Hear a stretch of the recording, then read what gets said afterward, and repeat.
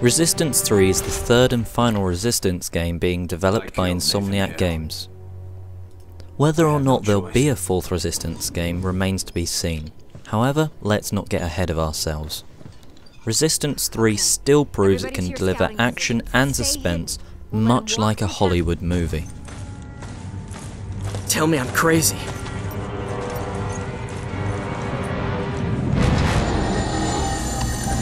What the hell is it? Set in 1957, Resistance 3 takes place straight after the events from the second game. Only 10% of the world's population is still alive, and Joseph Capelli is one of them. Unlike Nathan Hale from previous games, Joseph has a family to protect.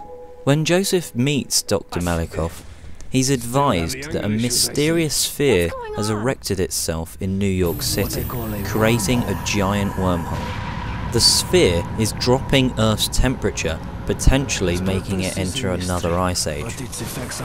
Joseph reluctantly decides to leave his family and attempt to save the world. Will he survive to see his family again? That's for you to find out. After completing the tutorial, players will instantly notice something different about Resistance 3. Unlike other first-person shooters, you have a health bar and no health regeneration. Resistance 3 is like a throwback to older FPS games such as Doom, where players are tested to the limit.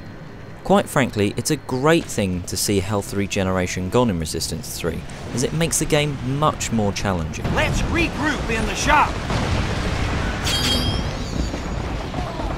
We need help out of the junkyard!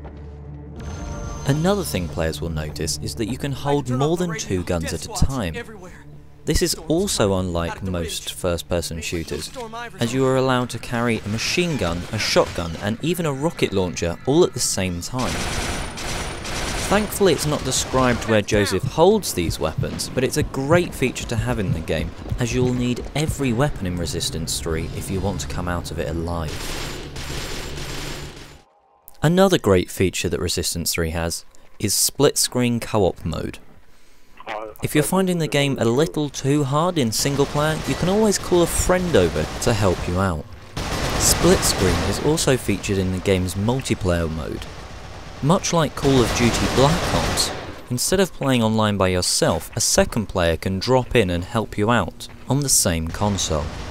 A very helpful feature indeed, and I applaud Insomniac Games for implementing this. Follow the tunnel under the church. I'll be right behind you. I'll call you and let you know when everyone's out. Don't wait for us. Graphically, while some areas are detailed, the game isn't anything too special. In my opinion, the game looks even better when played in stereoscopic 3D. You'll notice that the character models and heads-up display will instantly pop out of the screen when you play in 3D. One of the best scenes to view in the entire game is when you face off against the Widowmaker. That's a sight that everyone should see. While Resistance 3 is a PlayStation 3 exclusive, the game reminds me a lot of the Xbox 360 exclusive Gears of War. Both games have similar looking enemies and a great split screen co-op mode. If you've ever played the Gears of War franchise, you can expect the same amount of mayhem from playing Resistance 3. The biggest difference between the two is that Resistance is a first-person shooter, and Gears of War is a third-person shooter. You got here just in time. Where's Susan? I had lots of fun playing Resistance 3. The single player is a decent length, and the multiplayer is just as enjoyable. Although the level design can get a little boring at times, this does not deter the fun factor of blasting the enemies in the face. Although it's only September, Resistance 3 could be an early contender for 2011's Game of the Year. All scouts, report in. North outpost, clear. South outpost, clear. West outpost is clear.